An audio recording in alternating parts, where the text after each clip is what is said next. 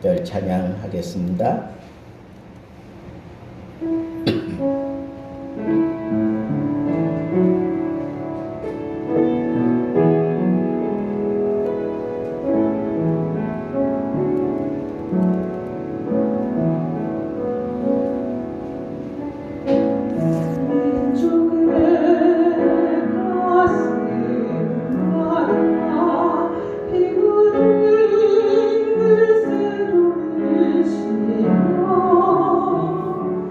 이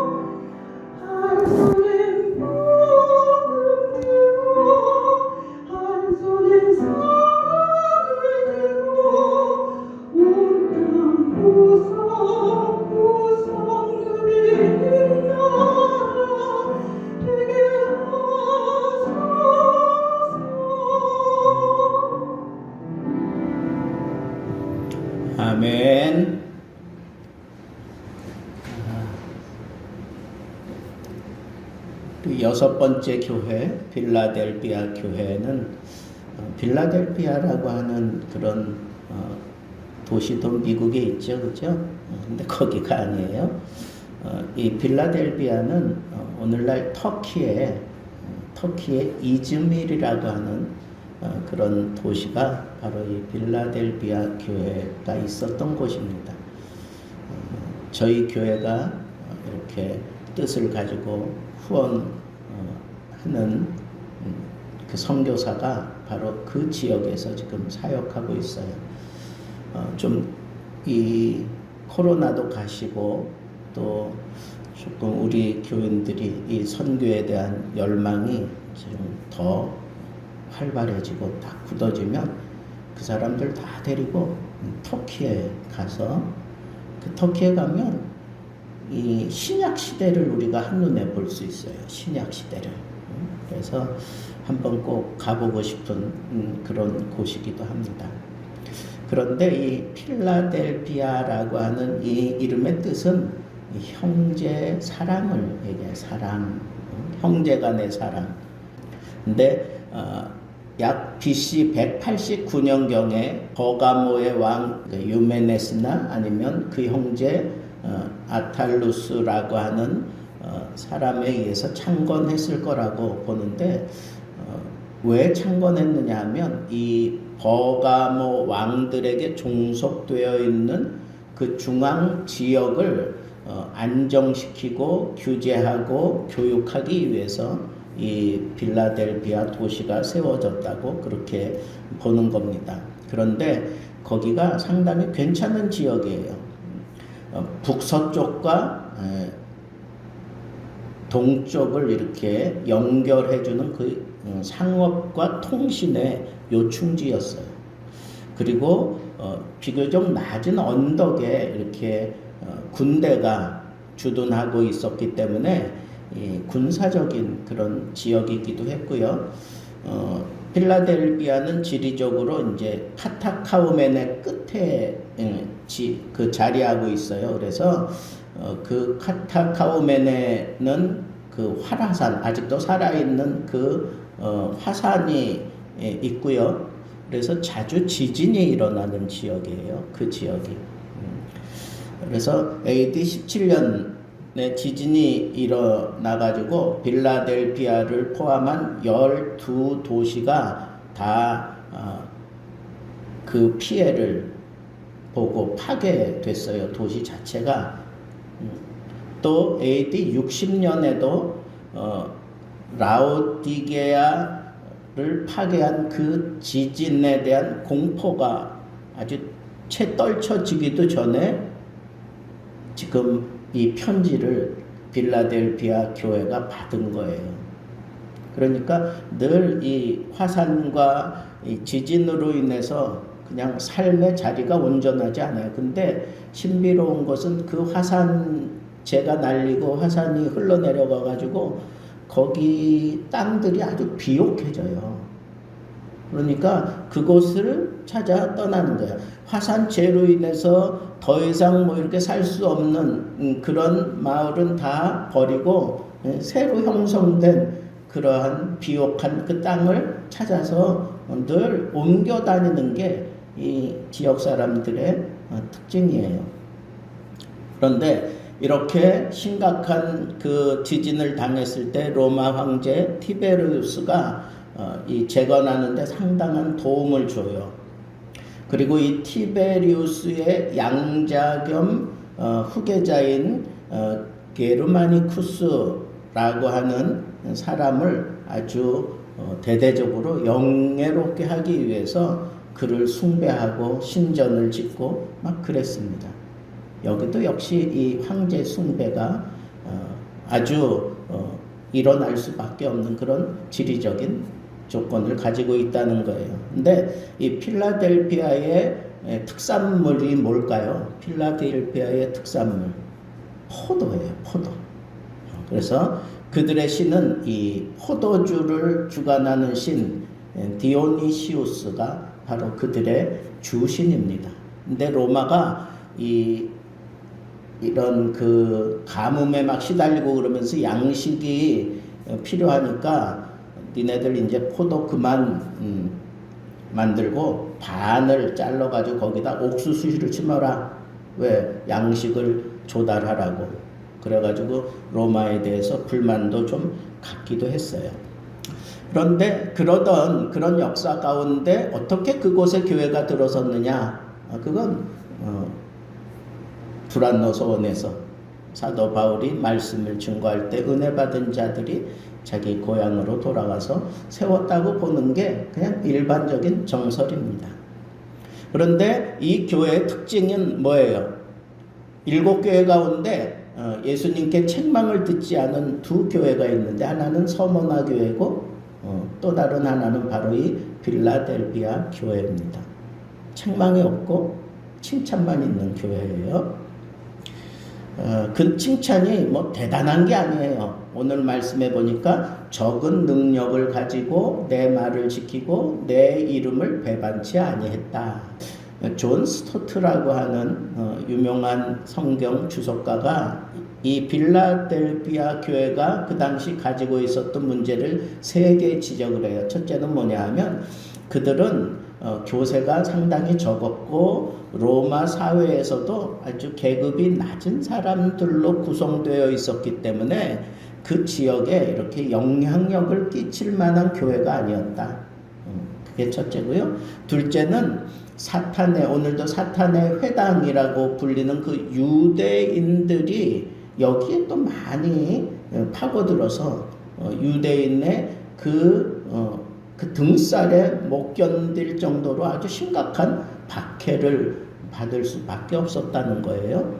마지막 3번째는 환난, 위험 이런 것들이 늘 그들의 삶 속에 자리하고 있었기 때문에 그 마음에 뭔지 모를 그 두려움이 항상 가시지 않았다라고 그렇게 얘기를 해요. 그러니까 지리적인 것 때문에 그리고 그 내부적으로 사탄의 회당이라고 하는 그 유대인들의 핍박 때문에 그리고 자기들은 뭐 내세울 만한 것이 없는 그런 사람들이었기 때문에 이 교회가 뭐 굉장한 그런 일들을 하리라고는 도무지 생각할 수 없었는데 우리 주님은 이 교회를 칭찬하셨단 말이에요. 김영기 장로님 아시죠? 네. 김영기 장로님 알아요? 몰라요? 몰라요? 저기 우리나라에서 이 농촌을 이렇게 활성화시킨 그런 장로님이에요. 저 신림 이런 데 가면 가나안 농군 학교라고 있어요. 그걸 세우신 장로님인데 저도 거기 한번 가서 뭐 3박 4일 동안 같이 거기 교육을 받으면서 지내봤는데 상당히 도전이 많이 되기도 했어요. 근데 그 장로님이 일제시대에 동방요배를 해야 되잖아요. 그 신사참배를 해야 되는데 그거 안에서 잡혀 들어갔어요. 그러니까 거기 그 일본 순사가 회의를 한 거예요. 회의를 한 거예요. 여기 아무도 없다. 당신하고 나밖에 없는데 그냥 나한테 그냥 내가 보는 앞에서 한번 절하고 그냥 모른 척하고 나가라. 이렇게 좀 은혜를 베풀려고 했던 거죠. 근데 이분이 그때 그렇게 대답했어요. 하나님이 여기도 계시는데 지금 당신과 내 아무도 없는 그 독방 여기도 하나님이 계시는데 내가 어떻게 그 신사 참배를 할 수 있단 말이요? 라고 그렇게 대답을 했어요. 여러분 이게 쉬운 겁니까? 아니에요. 감옥에 들어가서 살아보지 않고는 이런 얘기를 함부로 할 수 없어요. 이북의 한 노인이 그 성경책을 그 방석에다 몰래 숨겨놓고 그리고 기도하고 성경을 읽다가 들켰어요. 그래서 성경을 태우라고 명령을 받았지만 태우지 않고 있으니까 인민재판을 받고 말았습니다.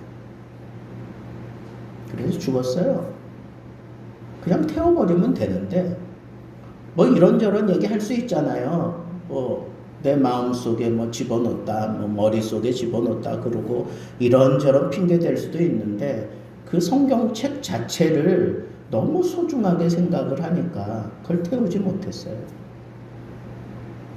예수 믿는다는 이유로 남편에게 소방 맞았어요. 그래서 괴날 입었지만 머리에 이고 무작정 복음을 지키겠다고 집에서 나와가지고 이리저리 쫓겨다니던 그런 여편네들이 저희 어머니 시대에는 꽤 있었어요. 저희 어머니도 그랬으니까. 아무리 핍박을 하고 으름장을 놓아도 예수님 때문에 당하는 시련으로 생각하면서 그 자리를 지키며 밀어내도 떠밀리지 않고 끝까지 믿음을 지키며 주님의 이름에 먹칠하지 않겠다고 그렇게 당당하게 살아내는 사람들이 우리나라에도 참 많았어요.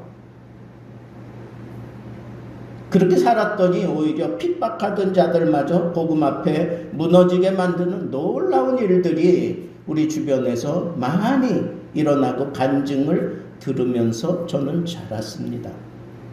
그렇지만 말은 쉽지만 실상은 정말 어려운 게 바로 그러한 일들입니다. 오죽했으면 예수님도 나의 인내의 말씀이라고 그렇게 얘기했을까요? 우리 주님의 말씀을 내가 제대로 지킨다는 것 인내 없이는 안 된다는 거예요. 여러분 하나님 말씀대로 사는 게 그게 그냥 저절로 되는 것 같으면 얼마나 좋겠어요. 그냥 깨달아지는 대로 믿을 수 있으면 얼마나 좋겠어요. 인내가 필요하다는 거예요. 인내가 그 말씀을 깨닫지 못하게 하고 말씀을 읽지 못하게 하고 말씀 읽는다고 핍박을 당하고 막 이럴 때 끝까지 인내하지 않고는 우리 주님의 말씀을 지켜놓으라고 얘기할 수가 없단 말이에요. 며칠 전에 저한테 동영상 하나가 날라왔어요. 근데 지금 아프간인지 어딘지는 모르지만 여인 하나를 그냥 길거리에서 잡아놓고 어떤 한 사람이 옆에서 이 사람의 제목을 얘기하는 건지 뭘 그러는지 그 무장한 사람들이 둘러서 가지고 있습니다. 그 사람들 지나다니고 막 이러는데 그냥 평민들은 지나다니고 그 무장한 사람들은 거기 둘러서 가지고 이 여인에 대해서 뭐라고 얘기하는 것 같아요. 끝나고 나니까 그냥 그 자리에서 총으로 쏴 죽이더라고요. 이게 이슬람이에요. 여러분 기독교와 지금 이슬람이 지금 이렇게 대립하고 있어요. 여러분 아프간에서 뭐 몇백 명 지금 우리나라에 데리고 들어왔는데 여러분 좋아할 것만은 아니에요. 잘 생각해 보세요. 씨앗이 뿌려지면 그게 뿌리를 내리고 그게 점점 밑에서부터 세력을 확장해 가요. 과연 그게 좋은 거기만 할까요? 이슬람이 지금 우리나라를 집중적으로 만약에 파고든다고 하면 그거 어떻게 막아낼 건데요? 우리는 거기에 대한 무슨 대책이 있습니까? 그 사람들은 무슨 재판을 따로 받고 없어요? 그냥 그 자리에서 총살해 버리는데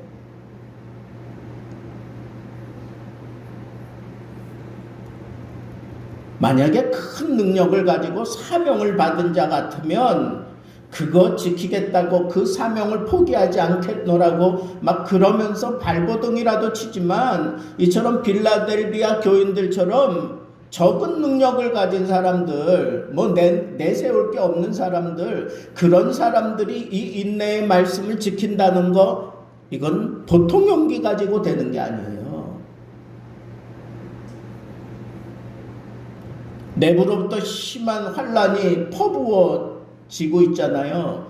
내가 예수 믿는다고 하느니 정체성마저 막 흔들릴 정도로 유대인들이 그 사탄의 회라고 불리워질 만큼 그렇게 사탄 노릇을 하고 있는 그런 교회에서 힘을 못 쓰는 사람이 그저 작은 능력을 가지고 있는 이 사람이 그 믿음을 지켜내려고 예수님 이름 먹칠시키지 않겠다고 그걸 끝까지 붙들었다고 하는 거 이거 보통 일이 아니에요. 그러니까 우리 주님이 책망하지 않고 칭찬하신 거예요. 여러분 우리는 아유, 뭐 그 정도 믿음의 표현과 그런 건 목사님이나 하는 거고, 장로님이나 하는 거고, 안수 집사님이나 하는 거고, 권사님이나 하는 거지. 나는 뭐 아무 상관없어. 천만의 말씀이에요. 아무런 능력 보여줄 만한 그런 영향력이 없는 이 사람들이 지켜냈다니까. 예수 이름, 예수 믿음을 지켜냈어요. 우리 주님이 주목하는 것은 그 사람이 어떤 영향력을 가지고 있느냐, 뭐 대단한 배경을 가지고 있느냐, 그 사람들이 굉장한 일을 해낼 것이다, 거기에 집중하지 않았어요. 적은 능력을 가지고 끝까지 이 믿음을 지켜내는 사람, 거기에 우리 주님이 시선을 두고 있었다고요. 오늘 우리 교회 두 분 집사님이 지금 광주에 가서 그 교회 예배 드리면서 또 뭐 이렇게 할 일이 있어서 가셨어요. 한편으로는 그래 뭐 김경희 집사님 가족은 뭐 차도 있고 그러니까 오면 되지. 어머니 성도는 어떻게 할까? 혜진이는 어떻게 할까? 이제 속으로 좀 내 마음으로는 조금 걱정도 됐어요. 야, 오는데 좀 불편할 거야. 혹시 또 못 오면 어떡하지? 근데 저는 걱정 아예 안 했어요. 왜? 제가 볼 때는 우리 어머니 성도님이 아주 설교 들을 때 눈이 반짝반짝 살아있어. 어떻게 해서든지 저하고 눈을 맞추려고 해.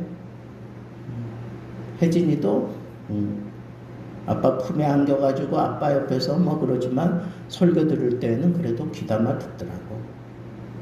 여러분, 그게 능력이에요. 그게 작은 능력이에요. 말씀을 들으려고 하고 말씀이 들려온다고 하는 것 자체가 그게 작은 능력이에요. 어떤 사람은 직장에서 막 쫓겨나기도 해요. 예전에 군대에서는요, 뭐 예수 믿는 사람들을 노골적으로 막 핍박하고 그러던 시절이 있었어요. 요즘에는 뭐 인터넷이 살아있고 막 이러니까 그런 짓까지는 못하지만 옛날에는요, 거기서 심하게 얻어맞고 두들겨 맞고 그래도 그게 뭐 밖으로 새어나오고 그러지 않았잖아요. 그러니까 별일이 많았었다고요. 근데도 끝까지 그 믿음 지키는 사람들 보면 굉장한 사람이 지켜낼 것 같은데 안 그래. 신학생들도 거기 가가지고는 그냥 막 그러는데, 내가 볼 때는 이제 막 예수 믿은 지 얼마 되지도 않은 녀석들이 얻어 터져가면서 그래도 나 교회 간다 그러고 교회 다니는 이런 모습들을 보면 참 믿음이라는 게 의외성이 있어요. 적은 믿음, 적은 능력, 그것만 있으면 되겠다 하는 생각이 막 드는 거예요.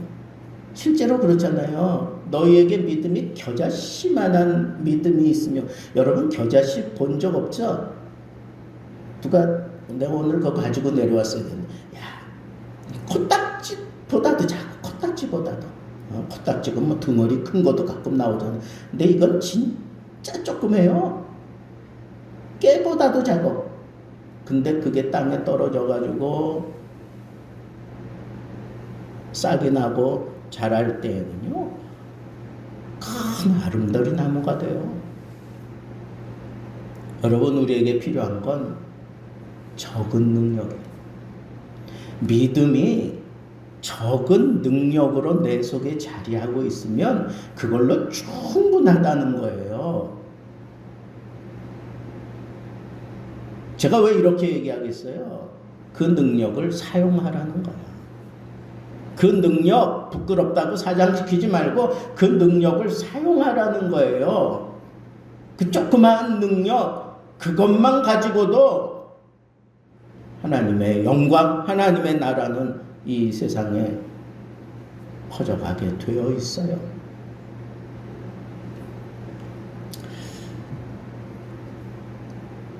그러나 그 적은 능력으로 그 시련을 버텨내고 그 상황을 내가 뛰어넘고, 이건 정말 힘들고 어려운 거예요.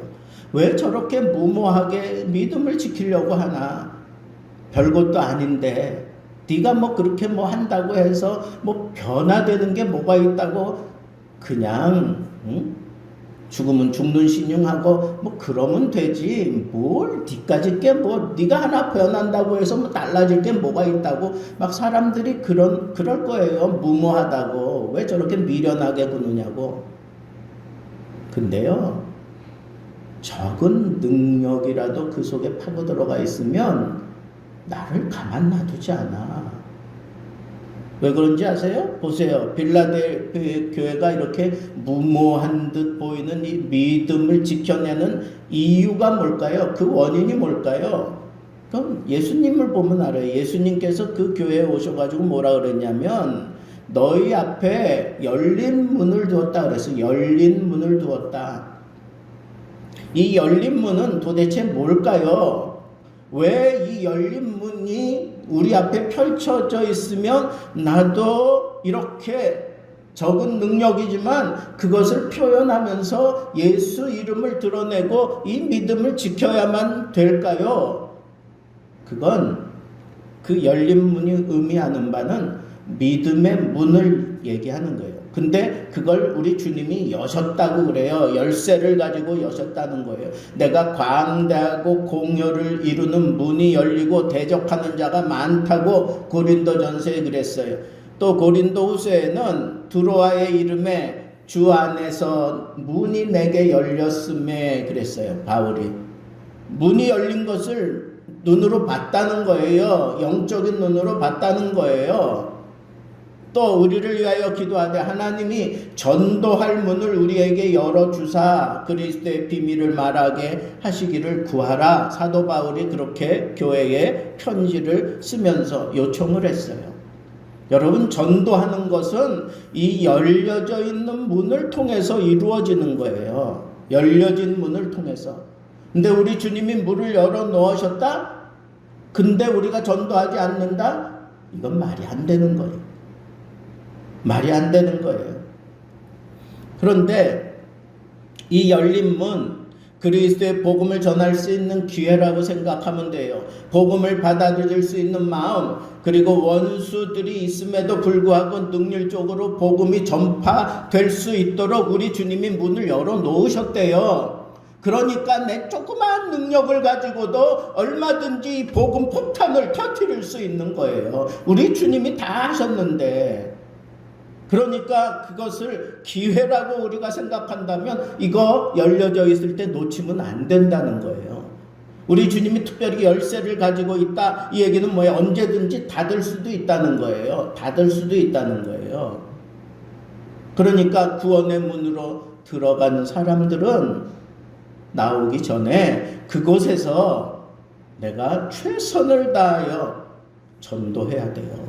선교해야 되는 거예요. 그것이 우리 주님이 열쇠를 가지고 빌라델피아 교회에 나타나신 모습의 의미였어요. 오늘날도 마찬가지예요. 우리 주님은 전도의 문을 열 수 있는 열쇠를 가지고 계셔요. 그러니까 우리가 교회에서 기도할 때 어떻게 기도해야 돼요? 주님, 우리 예수 등대 교회가 바라보고 있는 이 지역을 우리 주님께서 문을 열어 주시옵소서. 전도의 문을 열어주시옵소서. 그래서 복음을 전할 수 있게 해주옵소서. 이 기도가 필요하다는 거예요.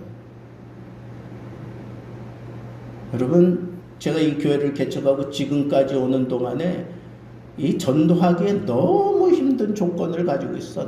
자체적으로 여기가 정말 전도할 만한 그런 사람들이 모이지 못할 만한 곳이었어요. 그런데 하나님께서는 문을 여시는 것 같아요.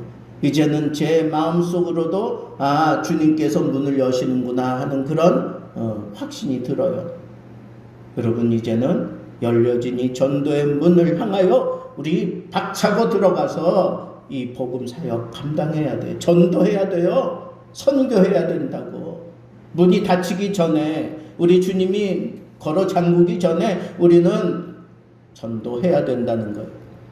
그러면 이 열려진 문을 우리가 느끼고 이 열려진 문에 뛰어 들어가서 복음을 전하려고 하면 우리들 자신이 준비되어 있어야 돼요. 준비되어 있지 않고 어떻게 하겠어요?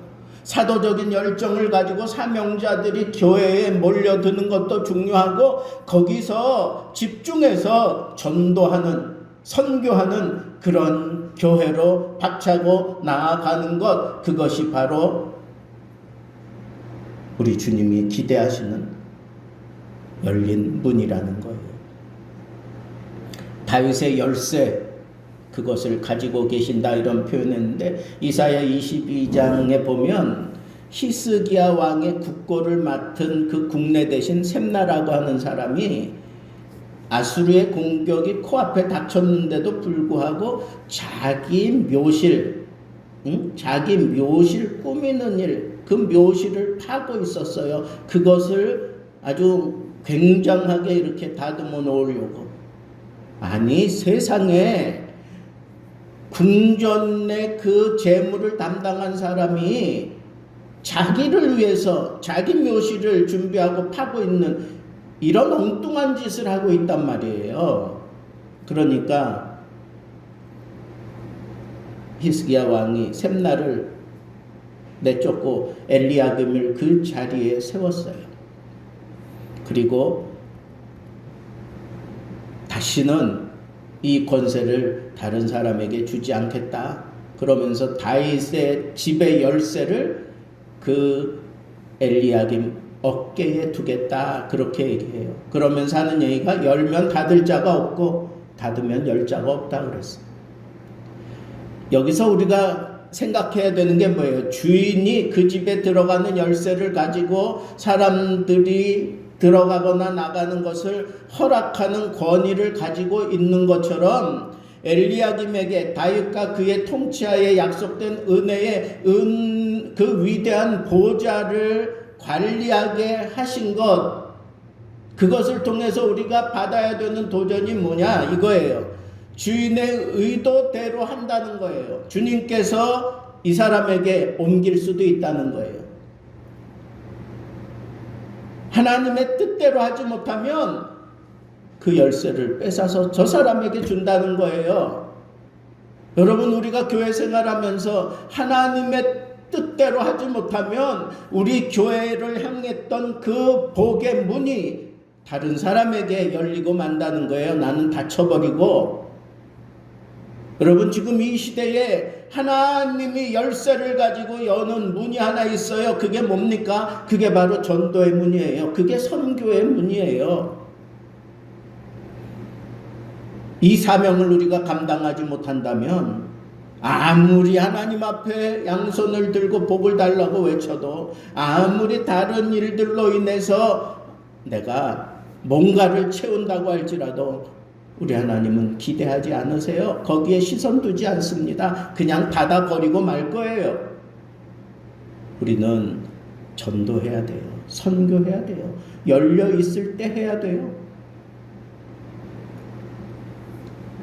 예전에 러시아가 열렸어요. 제 후배가 그 피터스부르크에 가서 선교 사역할 때는요, 그때는 뭐 다른 게 필요 없어. 여러분, 이만한 길다란 빵 있잖아. 그것만 갖다 놓으면요, 사람들이 막 몰려들었어요. 기타 하나 메고 그냥 길거리에서 찬양하면서 그 빵을 나눠주면요, 사람들이 다 몰려들었어요. 제가 러시아 갈 때만 해도 막 이런 젊은이들이 막 뜨거웠어요. 그 영성훈련에 참여하고자 3일 동안 막 기차를 타고 와요. 더 멀리서도 기차를 타고 와요. 그리고는 3박 4일 그 영성훈련 끝나고 또 3일 동안 아니면 또 일주일 동안 기차를 타고 가요. 오로지 은혜 받겠다고 거기 모여드는 거예요. 젊은 애들이 뭐가 있겠어요. 근데요, 그 아이들 그 마음에 복음이 있더라고. 그 러시아 정교의 그 밑바탕에 깔려있는 그 신앙의 흔적들이 있어요. 성찬식 할 때 보니까 애들이 그 성찬식에 이렇게 깔아주는 자기들이 좋아하는 그런 찬양이 있는데 그건 딱 그냥 듣기만 해도 가슴이 저며오는 그런 찬양이 마음속에 파고들더라고요. 살아있다니까. 젊은 애들이 살아있어요. 중국은 어때요? 중국도 처음에는 막 그랬어요. 제가 한 20년 전에 20년 가까이 된 것 같아요. 이 청도 지역 그 뒤에 평도라고 있는데 거기 가서 사역을 하는데 거기 조선족들하고 이 한족하고 거기서 같이 지내는 거예요. 제가 볼 때는 이건 닭장이야, 닭장. 근데 거기서 애들이 막 복음 때문에 거기서 그렇게 그냥 굶어가면서 거기는 24시간 기도해요. 1시간씩 계속 돌아가면서 거기 만두 공장인데 그 안에 신학교예요. 그게 애들이 얼마나 뜨거운지.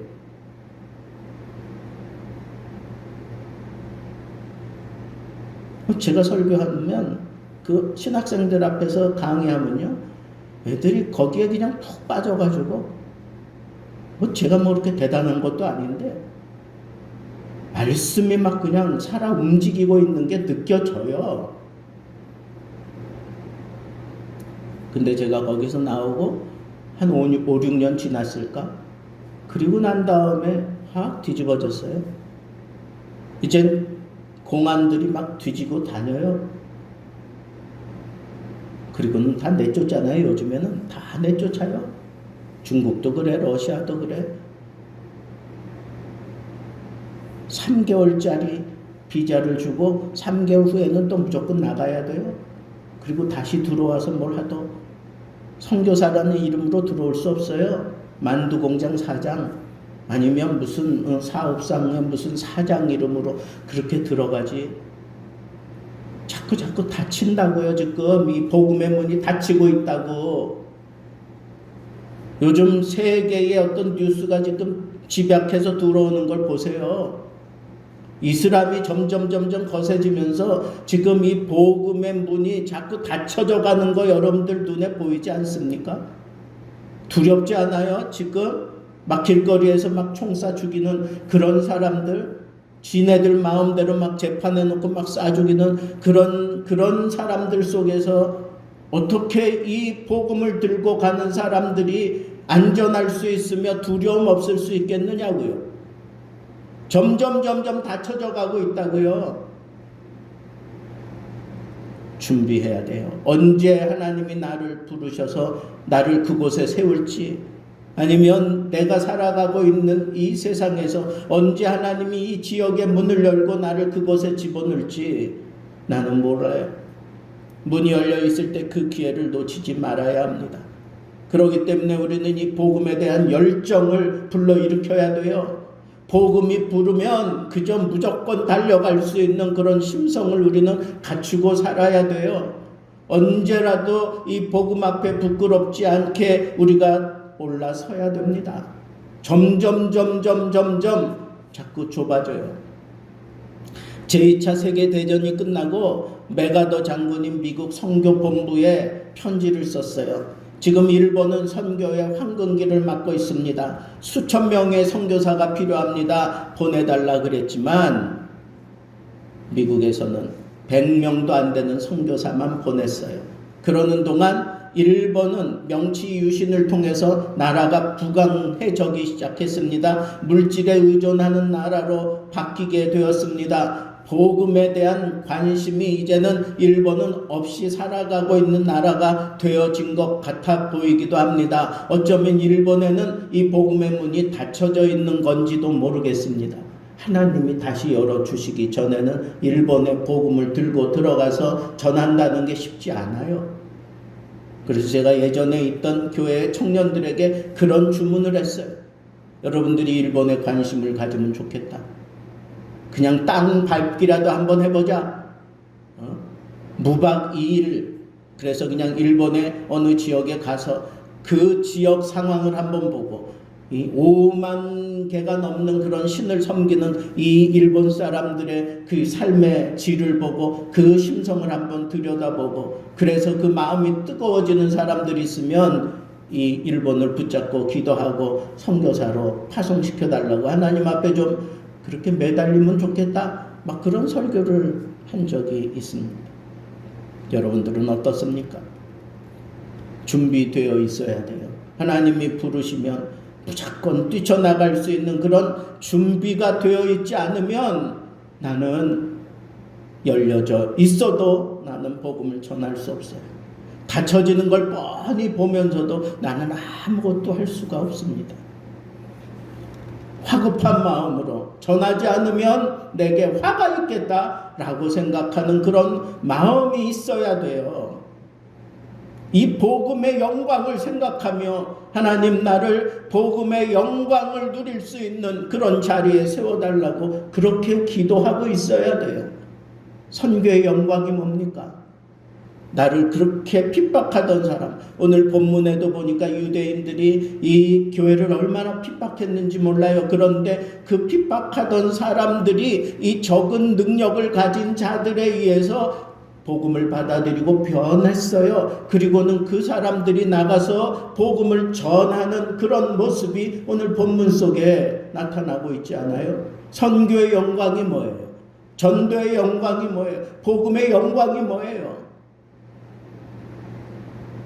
내게 복음을 받고 그 복음으로 말미암아 살아가고 있는 사람이 있다면 내게 영광이에요. 그게 선교의 영광이에요. 사도 바울은 그 교회들의 편지 쓰면서 그랬어요. 너희들, 나로 인해서 복음을 받아들인 너희들은 나의 면류관이다, 그렇게 얘기를 했어요. 면류관을 쓴다는 게 영광 아니에요? 1등한 자가 쓰는 게 면류관이잖아요. 그런데 사도 바울이 선교의 영광으로 삼고 면류관으로 삼았던 건 바로 내가 복음을 전해서 예수 믿게 되고 예수 믿음을 가지고 살아가고 있는 그 선교 사람들, 그 성도들을 보고 너희는 나의 면류관이라고 그렇게 표현을 할 수 있었던 것을 보면, 여러분, 선교의 영광을 우리도 얼마든지 누릴 수 있어요. 적은 능력을 가진 우리도 선교의 영광을 꿈꾸며 선교의 영광을 그리면서 살아가야 되는 것이 마땅한 거예요. 여기서 제외된 사람은 아무도 없어요. 나는 능력도 없고 나는 지혜도 없고 나는 가진 것도 없으니 주님이 나는 쳐다도 안 볼 거예요. 천만의 말씀 만만의 콩떡이, 그런 얘기 아니야. 여기 보니까 무조건 어떡하라 그랬어요? 어떡하라 그랬어요? 적은 능력을 가지고 예수 이름을 배반치 아니하고 끝까지 인내하며 견디었더니 선교의 영광을 그 머리에 씌워주고 말았습니다.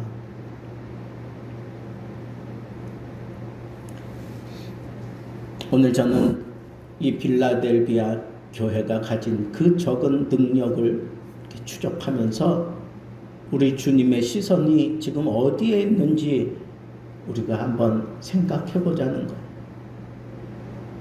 이 시대에 동서고금을 막론하고 지금까지 주님의 시선은 바로 이 복음이 증거되는 곳에 있어요.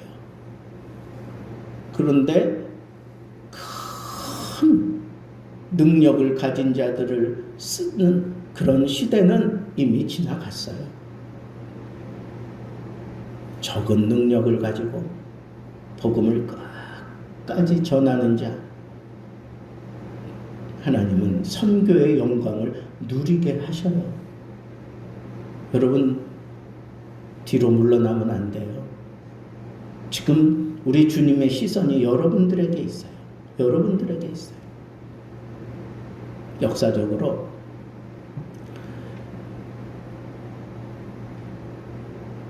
일곱 교회가 다 일찍 다 폐허가 되고 말았어요. 그런데 마지막까지 2차 세계대전 일어날 때까지 이 믿음을 끝까지 지키다가 그리고 더 이상 거기서는 있을 수 없어서 그들이 다 그리스로 옮겨 가게 됩니다. 여러분, 이것만 봐도 우리 주님이 정말 관심을 갖고 기대하는 바가 무엇인지 분명하게 드러나잖아요. 그죠? 우리 주님이 가장 기대하는 게 뭐예요? 복음 전하는 거예요. 선교하는 일이라고. 선교의 영광.